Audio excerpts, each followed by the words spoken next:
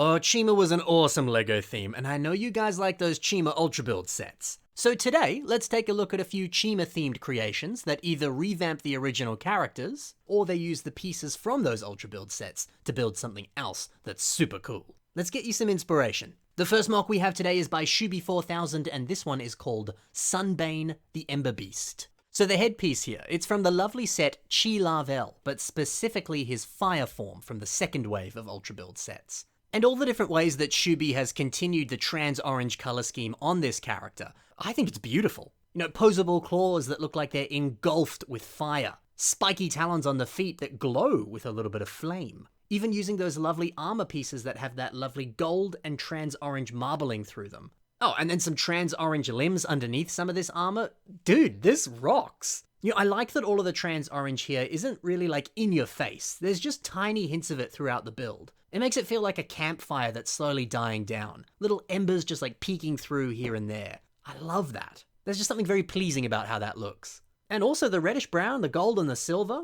That's all very pretty. What a lovely color combination. And I love the kind of bestial look of having big, strong, mighty claws and partnering that with a lion face. Yeah, this really is the perfect use for one of those Chima headpieces. If you'd put a normal Bionicle mask on this body, I don't think it would have looked as good. You need a face like this to bring out all of those animalistic qualities. Now, I think you could say the same thing about that headpiece on Wormyworld's mock here that's called Lizard Man Chief. So this headpiece, of course, comes on the incredible set Chi Cragger. And mate, this is such a beautiful piece. The insane posability of that jaw, the attention to detail on the face itself. It's just magical. And then the way that Wormy highlights it even further by adding in some magenta leaves and other magenta elements. Oh, it's sick. This is just such a dope head design. And dude, the olive green, the dark green, magenta, and then some slight little sprinklings of yellow. Wow. Yeah, we've had two exquisite color schemes on both of the mocks that we've talked about today. That's a good thing to see. And those are also color schemes that aren't that common to see on your everyday Bionicle character. Olive green is such a beautiful color and people barely use it. Now this loincloth around the waist here, I think that is mighty fine. I love seeing some of these silver pieces over the top of this cloth. That's a nice way to enhance it just that little bit more, and also make it look like the kind of clothing that you would expect to see on a proud chief of lizard warriors. This axe is also a great weapon, the shield as well, and also the fact that the axe is made out of a branch that still has a couple little leaves on the end of it. Wumi always has had that eye for detail and realism, and stuff like that, it's just the perfect finishing touch on a beautiful mock. Really nice thinking there. Makushima has built our next creation, and it's called Firebird. Now this head is such a wonderful piece. I love the trans yellow coming out of the edges there. So pretty. This piece originally appeared on this Chima Ultrabuild set. I wish I had this set, man. One day I'm gonna pick it up. I mean, just look at all of these incredible pieces. But yeah, I mean, if that's a bird head that's meant to be on a humanoid body, why not just take it and put it on an actual bird's body? It should still work, right? And like we can see here, it absolutely does. I mean, now that I think about it, you could totally get like Chi Cragger's head and use it to build a crocodile. Or get Lavel's head and use it for a lion mock. Just because these headpieces were designed to be put on anthropomorphic bodies, doesn't mean that they can't work well on actual animals. Anyway, back to the Firebird. The fire on the wings and the tail feathers, it looks beautiful. Great choice here to also use those Tahu G2 blade pieces. Those were designed so that you could put the fire pieces inside them. And because of that, these pieces blend in well with all the other fire parts. Plus, using blades for wings, I think that's always going to look good. The natural shape of sword pieces tends to work quite well for wings. Yeah man, this phoenix looks sick. Ice Wolf Hunter has built this next mock, and it's called Midnight Wolf Brute. We're using this Chi Juarez headpiece here, another beautiful piece from an awesome set. And something that I think this mock does very well that the set didn't really achieve is the hunch. The mock has these really pronounced shoulders. The neck, it rests a little bit lower on the torso, and there's a slight curve to the torso as well. So the character has a bit of a hunch. And there's something about that that makes this character look even more like an actual werewolf. You know, because in many depictions of werewolves across multiple different forms of media, that's how they look. They have that more pronounced hunch on their back. They've got larger claws, spikes on their feet, a digitigrade leg design like this. Yeah, this mock just nailed that vibe perfectly. And sure, Chi Juarez looks good as he does, but little improvements like that I think would make the set look so much better. Also, I love the heavy use of CCBS armor here.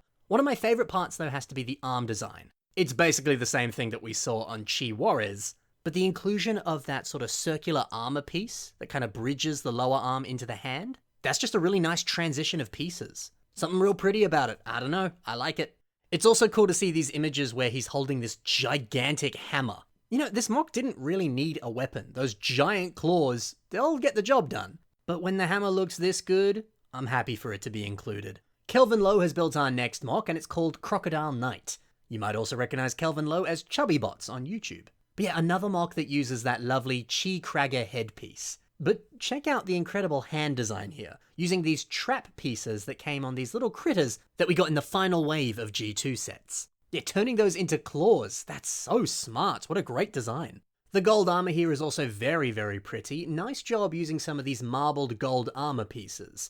These are the same ones that we saw on the very first mock by Shubi 4000. If you're curious, these parts come in some of the G2 sets, and they appear in a variety of different colors. I guess the marbled blue and gold one here up on the shoulders, that works really well on a Chima-based character because, well, Chima had their chi crystals, and it gave them all sorts of like magical powers and made them stronger. So I guess this kind of looks like the crystal is, you know, fusing to their body and magic is flowing through them and giving them power. So it's a good choice. Always good when you can tie stuff back into the lore for these characters.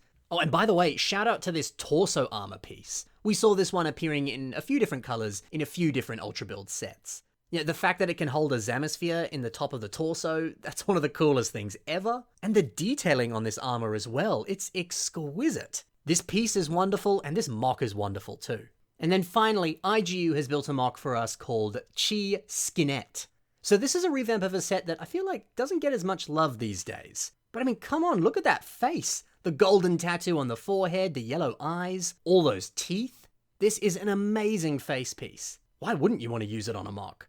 Now, this creation does something that's not too common to see. It's using lots of lime system vine pieces and a few other Bionicle parts there as well. But it makes this character look like they're wearing clothing that's made up of plants and wildlife from the forest around them. I think that's sick. Something else that's sick is the lovely balance of fur pieces and armor pieces as well. It very much helps sell the fact that this character is a humanoid animal that's wearing armor plating, as well as some of these plants as well. And that's the power of textures, baby! The contrast of smooth armor and wild-looking fur like this, you immediately know what you're looking at. Oh yeah, and this staff. Nice to see some crystals on the bottom there. Certainly important to Chima lore, so it makes sense that you gotta put that on. And then even more plant pieces. How wonderful. So that's it for today's episode, guys. Hopefully you enjoyed taking a look at all these different Chima-themed creations, and hopefully it gave you some inspiration too. Be sure to check the links in the description below if you want to see even more from the builders that I spoke about today. And if you'd like to see your mocks on the Bionicle Inspiration series, send them to the submission email that's on your screen right now. Thanks for watching, guys. Happy building, and bye for now.